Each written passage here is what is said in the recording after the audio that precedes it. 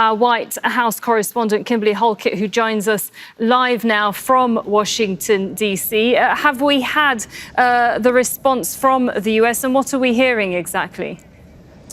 Yeah, what we know is that a U.S. official has spoken to Al Jazeera, and the word from the administration currently is that the ceasefire in the eyes of the United States is still holding, despite what has occurred, that the view is that the peace plan will face challenges, but the view is that the transition to peace is going to be difficult, particularly after 2 years of hard conflict. Now, the U.S. government official says that the administration, the Trump administration, is working to make progress. Here are the areas that they're hoping to make progress in. That is locating the bodies of the captives, which has been acknowledged is still very difficult, challenging, time-consuming.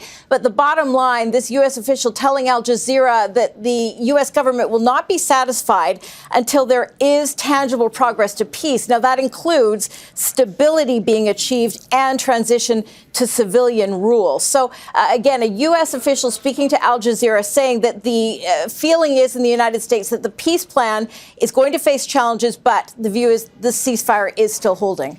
Right. Let's also bring in Nida Ibrahim, our correspondent, who is live for us here in the studio. So we just heard there from Kimberly on what a U.S. official has told Al Jazeera. And reading between the lines, it's saying that the ceasefire is still holding, perhaps almost glossing over the fact that these attacks are imminent by Israel and that that is a violation of the ceasefire. Indeed. And we've heard that the Americans, since the beginning of the ceasefire agreement, saying that they know that the process of retrieving dead captives from under the rubble is going to be a challenging process. Today, a confirmation of that, and that they're saying that they don't consider what has been happening in Gaza a breach of the ceasefire, basically preempting the strikes before they happen, trying to tell Netanyahu to stop them before he goes out of line and out of order when it comes to his relationships with the U.S. and specifically with the U.S. President Donald Trump. We've been reading from some sources that he's trying to get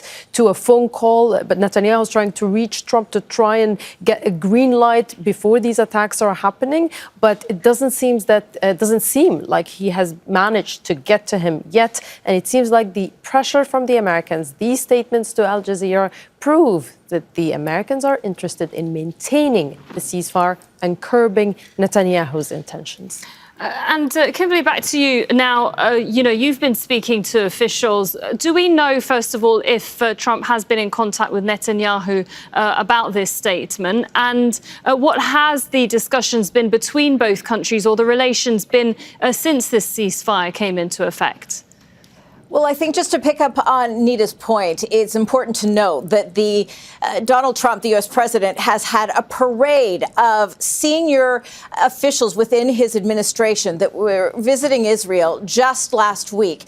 And the purpose was to make sure that a fragile ceasefire stays intact. And to what Nita was saying, the fact that the Israeli prime minister is reportedly trying to reach Donald Trump for a green light. The Secretary of State, Marco Rubio, when he was in the region last week, was asked this question pointedly: should there be any sort of approval from the United States if Israel wants to go and attack or put forward some strikes in Gaza? And the answer is striking, because the Secretary of State really said that Israel is sovereign. It has the right to do what it wants, essentially giving the blessing. So whether that was from the Secretary of State himself or Donald Trump, the message is clear that there, from the United States standpoint, really doesn't need to be any permission given in order to carry out strikes on Gaza on the part of Israel.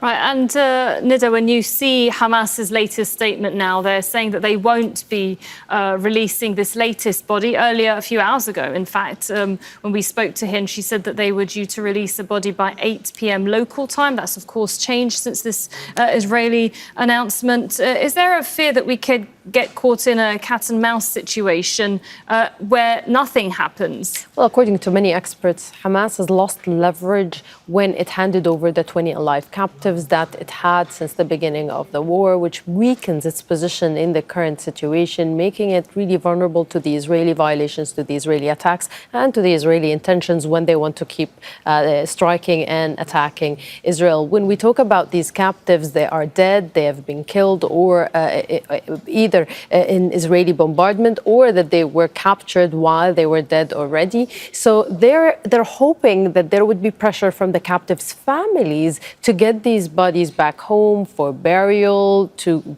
put an end to this chapter. So they're kind of playing on that, hoping and praying that the process of delaying handing over the captives is going to help basically maintain the calmness in the besieged Gaza Strip. But also we need to know that under the bombardment and this situation, any handover is going to be nearly impossible, because how could you guarantee that the Red Cross teams are going to be in Gaza, being allowed to take the captives and the bodies back and safely get them into Israel? So all of these logistics are also another hurdle. But again, it's a political card that they're trying to play to kind of bring relief to the Palestinians, who have barely had 19 days of, we cannot say calm, but we can say relative calm when it comes to the situation after the 2-year genocide. All right, thank you for that, Nida Ibrahim there. Don't miss out and get the full picture. Subscribe to Al Jazeera for reliable news and expert insights. Like, share, stay ahead.